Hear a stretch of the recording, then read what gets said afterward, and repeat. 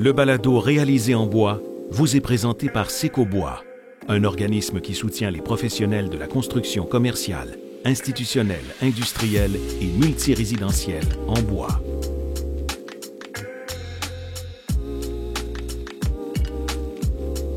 Bienvenue dans un nouvel épisode de Réalisé en bois, le balado qui explore les possibilités offertes par le bois dans le monde de la construction commerciale, institutionnelle, industrielle et multirésidentielle en bois. Si vous êtes passionné ou simple curieux de la construction en bois, alors vous êtes au bon endroit. Dans cet épisode, découvrez les bonnes pratiques d'ingénierie et les innovations qui ont permis de faire évoluer la construction en bois au Québec.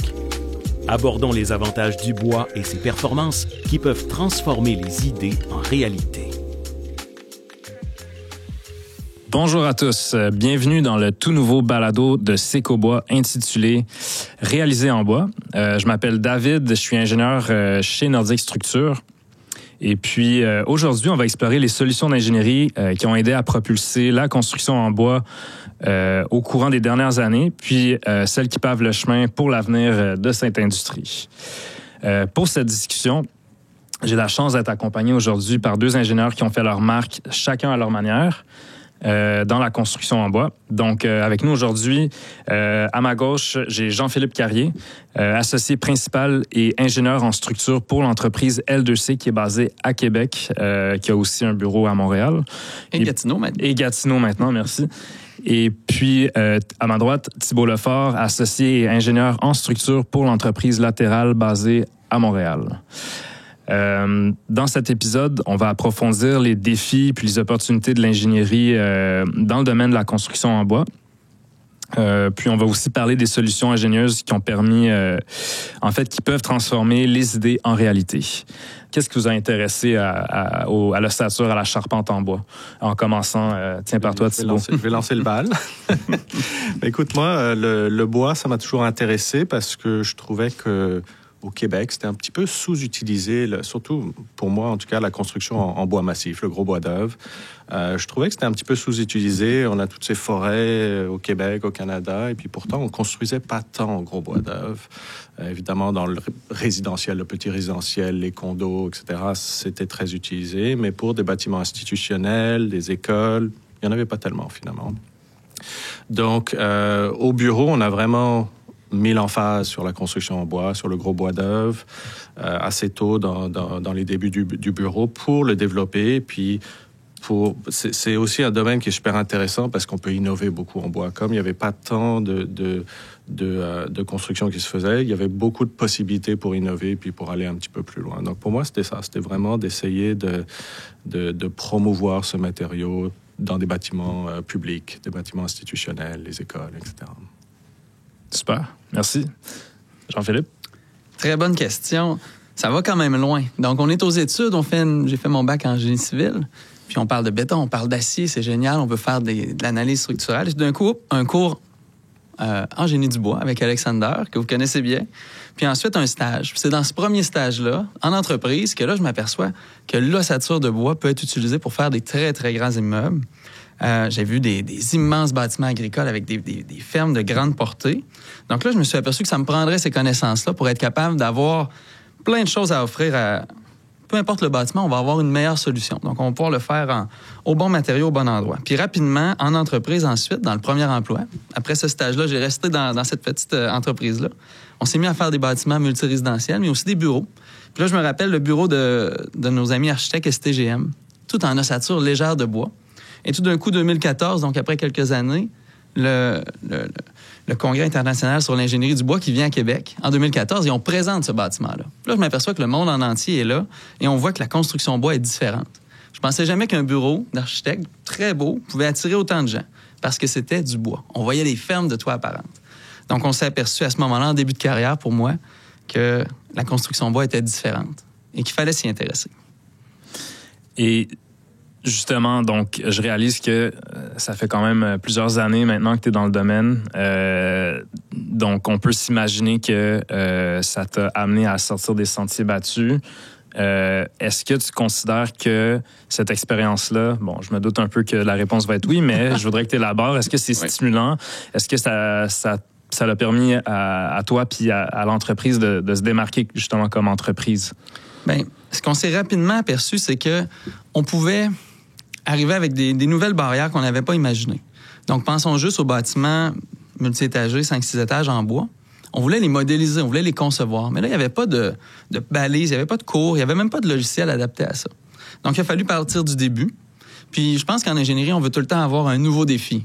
Quelque chose qui nous fait que le soir même, on y pense. Que la fin de semaine, on a ça en tête, qu'on veut lire, qu'on veut chercher. Ça nous amène à nous dépasser. Donc, l'ossature légère de bois et le bois massif nous amènent à sortir des sentiers battus, principalement pour ces raisons-là. On arrivait, je me rappelle, là, début 2010 environ, on veut faire des 5-6 étages en bois, on ne sait même pas comment calculer leur vraie période. Est-ce qu'ils sont sensibles à la torsion? Est-ce qu'ils se déforment trop? Est-ce qu'ils sont très rigides? Les diaphragmes, tu sais, tellement de questions. Donc, ces questions-là étaient souvent avec des pistes de solutions, mais pas avec des réponses aussi préfaites que dans les autres matériaux. Donc, je trouve que le bois nous amène toujours à sortir des sentiers battus et à se relever les manches puis à se dire, parfait, je vais partir d'un problème simple.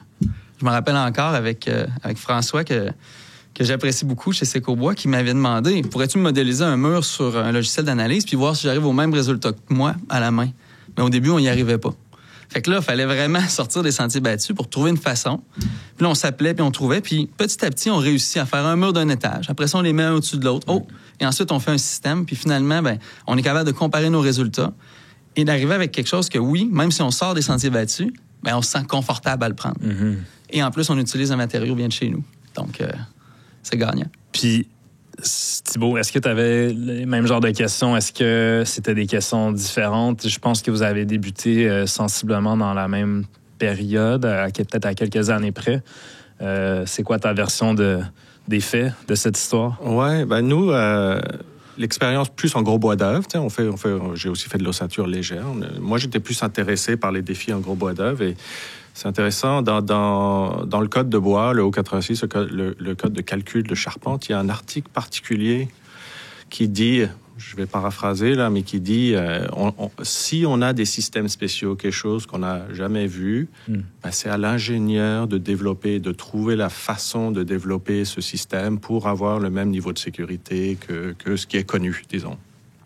Donc, ce qui est intéressant, c'est que déjà, même dans le code de bois, de calcul de charpente de bois, il le voit qu'il y a beaucoup de choses encore à développer. On peut vraiment encore aller plus loin et développer beaucoup de choses. Donc, moi, c'est ça, cet aspect-là que je trouvais vraiment intéressant. Ouais, c'est une phrase clé qui, justement, permet de faire toutes sortes de choses. Qui ouvre énormément de portes, finalement. Exact. Puis, ça, c'est dans la CSA au 86, puis qui est, en fait, pour explication, c'est le code qui régit, en fait, qui a tous les articles, toutes les clauses qui nous aident à faire les calculs, à concevoir, en fait, pour la charpente structure en bois. Juste pour donner un petit peu plus de background sur le terme. Si on poursuit avec la prochaine question, en quoi est-ce que le bois, puis par bois, on parle de ossature légère, gros bois d'œuvre, bois massif, donc toutes les catégories d'ossature bois, finalement. En quoi est-ce que la construction de bois se distingue par rapport aux autres matériaux de construction qui sont plus conventionnels? Par exemple, le béton, puis l'acier. Puis j'aimerais entendre Thibault cette fois-ci en premier. Alors, le bois, premièrement, c'est un matériel qui va nous aider à décarboniser la construction. Je pense que c'est un aspect quand même important à considérer. Donc, au niveau de la construction en bois, il faut vraiment développer cet aspect-là. Tu sais, quand on pense à la construction conventionnelle, acier, béton, oui, il y a beaucoup de choses, on sait s'en servir, c'est omniprésent, on l'utilise beaucoup. Mais avec la construction en bois, on peut maintenant vraiment aller plus loin. On est dans l'ère de la décarbonisation maintenant. On en entend tellement parler maintenant. Donc, c'est l'aspect de la construction en bois que je pense qu'il faut vraiment développer dans les prochaines années. C'est se servir du matériau bois pour décarboniser le monde de la construction. Moi, je trouve personnellement, c'est tous les autres aspects du bois. C'est la biophilie. Il y a eu des recherches de fait dans les écoles où il y a des structures de bois apparentes ou de revêtements de bois. Les enfants, les élèves réussissent mieux. Donc c'est tout cet aspect-là que je pense qui est vraiment intéressant avec le bois. Jean-Philippe, qu'est-ce que tu en penses de tout ça? Ben, comme père de famille, de 2 jeunes enfants qui sont au primaire, je suis tellement d'accord avec ce que Thibaut vient de dire. Là. On leur offre un nouveau monde. Là. Mais là, le père a parlé, maintenant l'ingénieur. Moi, c'est la légèreté du bois. Imaginez, on sauve des sites. Je pense au Magella, un dossier qu'on a travaillé avec plusieurs personnes sur un site qui avait une faible capacité portante. Mais on a réussi à faire des fondations conventionnelles avec un immeuble de 5 étages en ossature légère de bois. On aurait eu des pieux ou un radier. Donc là, on parle de bilan carbone. Imaginez juste un radier, le nombre de mètres cubes de béton qu'on a sauvé, ou des pieux, le nombre de kilogrammes d'acier. Donc, grâce à la légèreté de ce matériel-là, on a pris un site, on l'a densifié intelligemment et on a, je pense aussi, sauvé le site. Je pense pas qu'il y aurait eu nécessairement ce type de projet-là avec les budgets que ça aurait apporté. Donc, je trouvais que juste par sa légèreté, là, qui est quand même une propriété majeure quand on calcule un système de résistance aux charges gravitaires. C'est ça notre pire ennemi, la gravité. Donc, je trouve que d'être léger, c'est le gros avantage, puis il faut l'exploiter. Donc, je vois plein de sites au Québec encore où probablement là, on va vouloir développer. On parle beaucoup de la crise du logement, du nombre d'unités à construire, mais il va falloir construire sur des sites difficiles. On n'a pas le choix. Donc, la légèreté, moi, je l'ai toujours vu comme un allié. Utilisons-la de la bonne façon. Puis finalement, ce que je trouve génial du bois, c'est le nombre de produits. Donc, on parle de charpente légère, on parle de charpente massive, mais il y a du CLT, il y a du NLT, il y a du LSL, tous les produits qui peuvent être utilisés. Donc là, il faut les prendre comme dans un coffre à outils, puis s'aider entre nous pour bien les utiliser, bien les spécifier finalement. Est-ce que c'est une tâche qui, avec le temps, apprendre justement quel matériau bois mettre à quel endroit, parce qu'il y en a quand même plusieurs, là? Des fois, c'est même déroutant. Hein? Donc, qu'est-ce que je mets? Est-ce que je mets tel produit? Est-ce qu'il va être disponible ou pas? Ce que je m'aperçois, c'est que c'est la force du réseau. Faut parler à notre entourage. Faut pas s'encabaner dans nos bureaux puis penser qu'on sait tout. Au contraire, on ouvre l'esprit, on jase entre nous, on parle aux fournisseurs. Nos clients en savent beaucoup.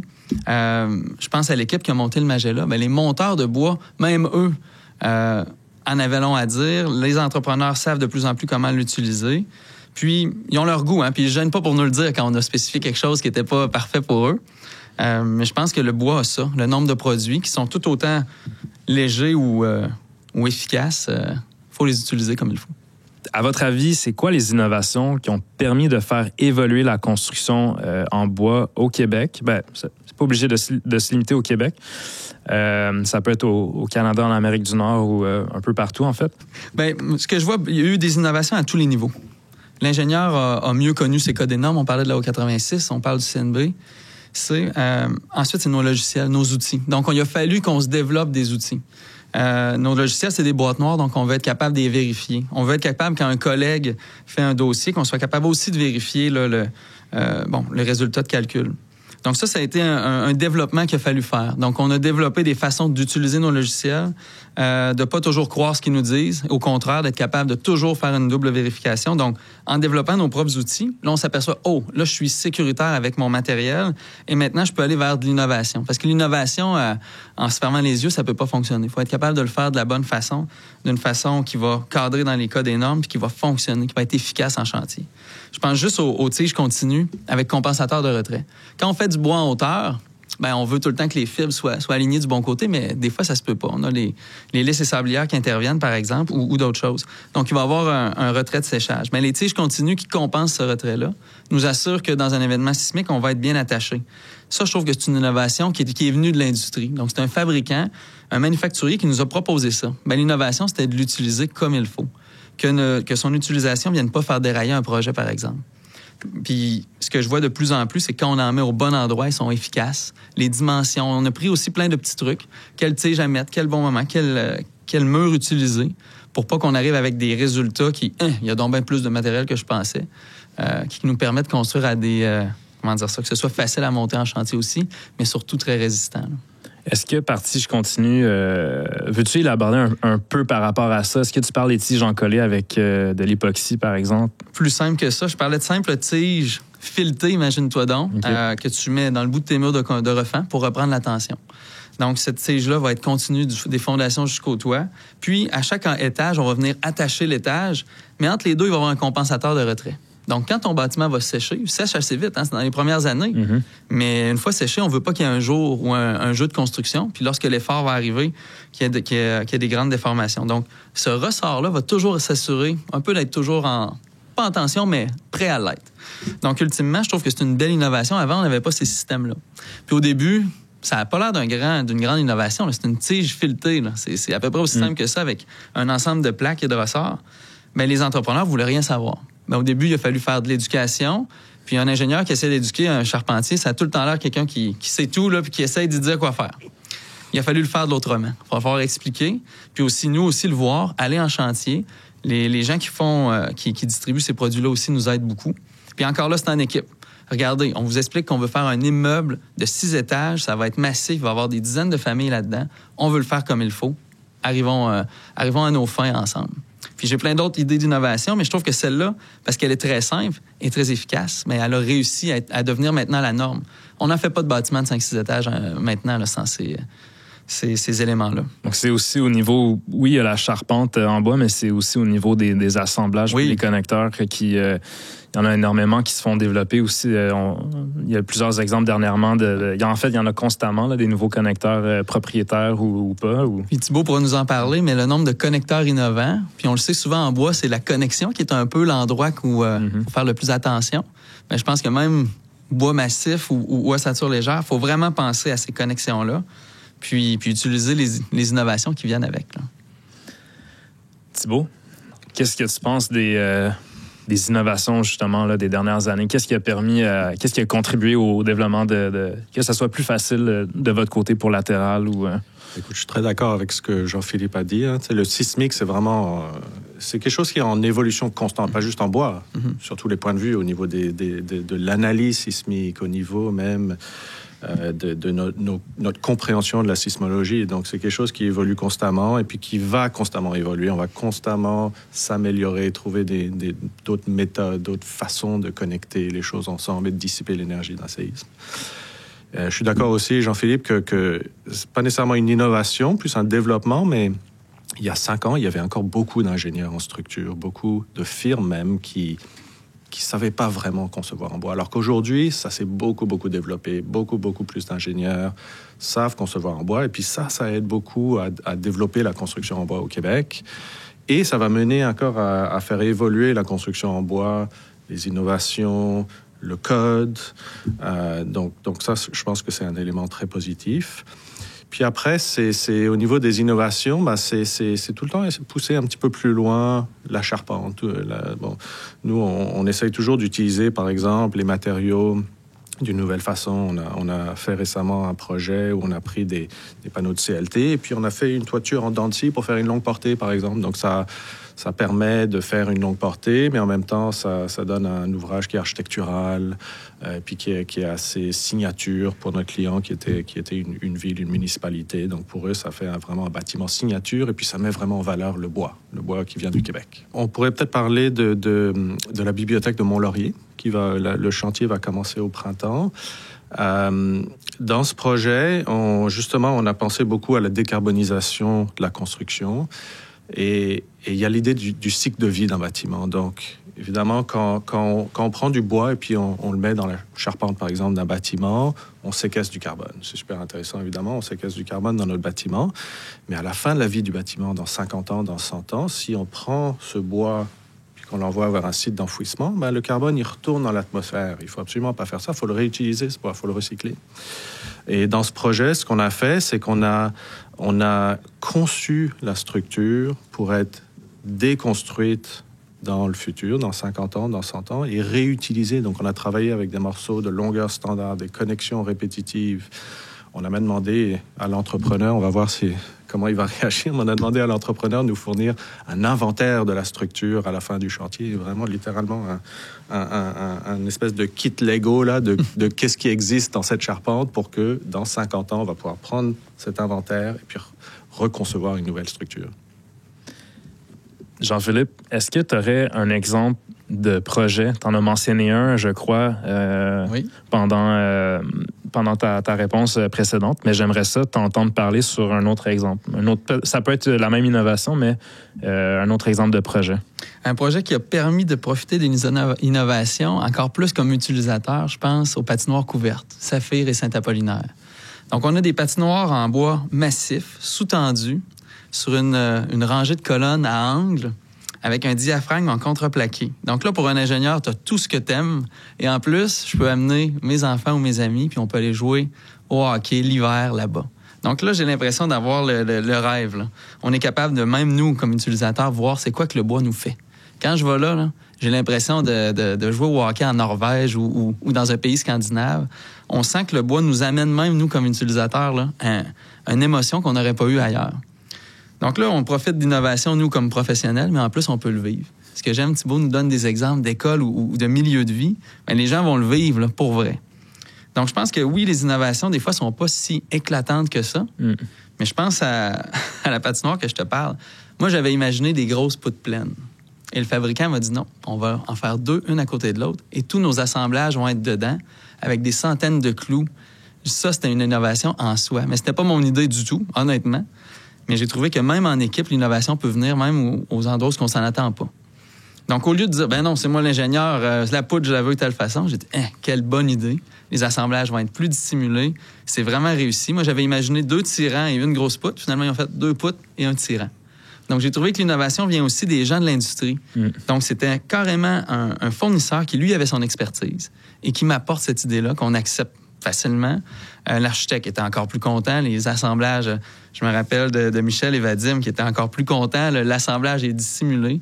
C'est vraiment une réussite. Donc, ce que je vois, c'est que nos innovations viennent de partout, que ce soit des fois, oui, l'ingénieur, l'industrie ou même le fournisseur. Donc, on est rendu là. Ça veut dire que notre industrie doit maturer aussi. Donc, on parle toujours que, bon, en Amérique du Nord, on a un petit retard. Bien, j'ai l'impression que, si on s'y met tous puis qu'on se fait confiance entre nous, bien, on peut s'amuser avec nos innovations, finalement, puis les amener ailleurs. Là. Donc, c'est ça, c'est vraiment grâce à l'échange, en fait, avec le fabricant, par exemple, ou les autres professionnels sur ce projet-là qui a permis d'avoir cette avancée-là. Absolument, absolument. Puis, on parle d'une infrastructure sportive que tout le monde utilise. Puis, bon, là, ça, c'est l'anecdote que je compte à tout le monde. Je vais là jouer au hockey. J'adore le hockey. J'ai pas le gabarit pour, mais j'ai le droit de jouer quand même le soir de semaine avec ma gang. Puis j'ai des gens qui arrivent, puis ils bloquent un peu l'entrée. J'essaie d'aller patiner. Ils étaient venus voir la structure. C'est des gens qui étaient juste venus voir la patinoire, le toit. Wow! Donc là, on s'aperçoit que ça fait parler ces innovations-là, finalement. Oui, puis c'est vraiment super parce qu'on en voit plusieurs, là, des patinoires avec une toiture pour couvrir la patinoire. C'est pour les avoir, justement, pour avoir été un utilisateur de ça, c'est vraiment parfait. C'est vraiment super. Là, je leur ai parlé de tout le carbone qu'on avait séquestré. Non. Ils sont partis. Messieurs, maintenant, avec un regard vers le futur, qu'est-ce que vous envisagez comme innovation ou comme changement à moyen ou à long terme? Qu'est-ce que vous envisagez ou qu'est-ce que vous aimeriez voir arriver? Il y a ce qu'on sait qui va se produire, mais il y a aussi ce qu'on souhaiterait. Qu'il se produise, qui peut être 2 branches séparées. Donc, quelques exemples, les structures hybrides, des records de hauteur, mais ça peut être des trucs moins flamboyants, par exemple une réglementation plus permissive. Donc, je vous écoute. On peut faire nos souhaits, là. Vous pouvez faire vos souhaits, je vais les noter. Oui, c'est bon. Écoute, moi, ce que j'aimerais voir, bon, évidemment, on parle beaucoup de bois aujourd'hui. Il y a plein d'autres matériaux qu'on utilise en structure. Moi, ce que j'aimerais voir, c'est un dialogue plutôt dans les projets avec les donneurs d'ouvrage, avec les architectes, pour qu'on ait l'opportunité de mettre du bois plus dans les bâtiments. Tu sais, souvent, il faut arriver quand même tôt dans le processus pour être capable de faire un bâtiment en bois qui ne l'aurait pas nécessairement été. Si le projet il a déjà été pensé en acier ou en béton, mais la trame, elle ne va pas fonctionner pour le bois, elle ne va pas être optimale. Puis le bois, il n'est pas obligé d'aller partout non plus, mais on peut faire, comme tu le mentionnes, des structures hybrides. Il peut y avoir une utilisation de bois avec des sous-tensions, comme ton projet, Jean-Philippe, qui est magnifique. Donc, je pense que c'est important vraiment que les architectes, les donneurs d'ouvrage comprennent que pour que le bois puisse vraiment être une option et considéré dans tous les projets, il faut penser au bois. Faut vraiment intégrer l'ingénieur dès le début et penser au bois et penser, OK, est-ce qu'on peut l'utiliser? Est-ce qu'on va se donner l'opportunité de l'utiliser? Est-ce que ça peut améliorer la qualité architecturale d'un bâtiment? Est-ce qu'on a une opportunité d'améliorer le bilan carbone d'un bâtiment parce qu'on y intègre du bois? Mais il faut vraiment s'y mettre tôt dans le processus et mettre la bonne matière à la bonne place. Ça ne va pas toujours être du bois. Il y a un très bon usage pour le béton et l'acier aussi. Tu mentionnes des structures hybrides.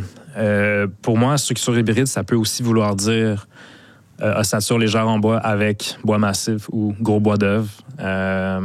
Est-ce que c'est sur ta liste de souhaits, par exemple, ça, d'en voir plus, au lieu d'avoir purement du bois massif? Écoute, on en a fait un peu dans un contexte institutionnel, et puis je vais être franc, ça a été compliqué quand même.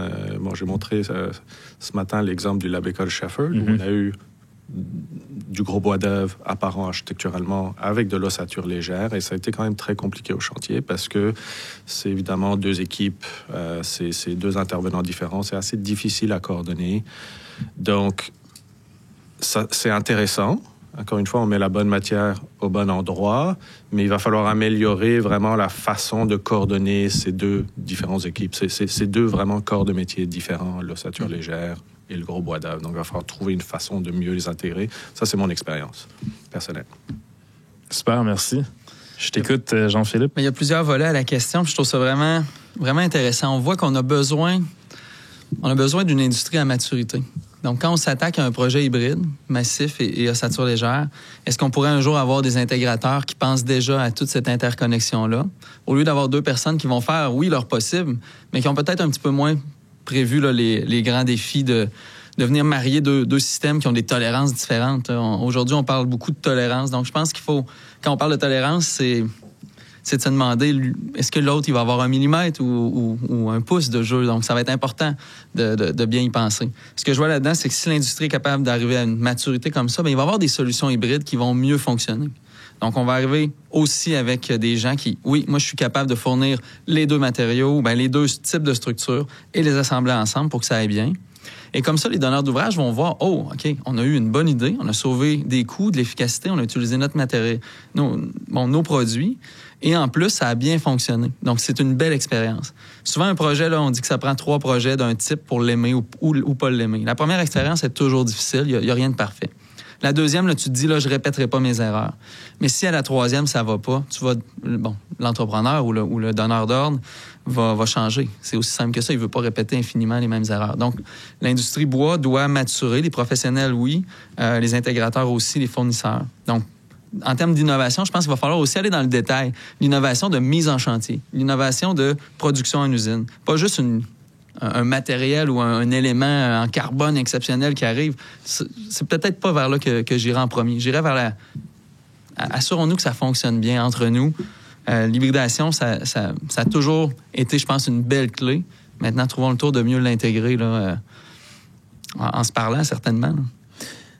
Donc, OK, on parle de... T'as pris la balle au bon pour parler des structures hybrides.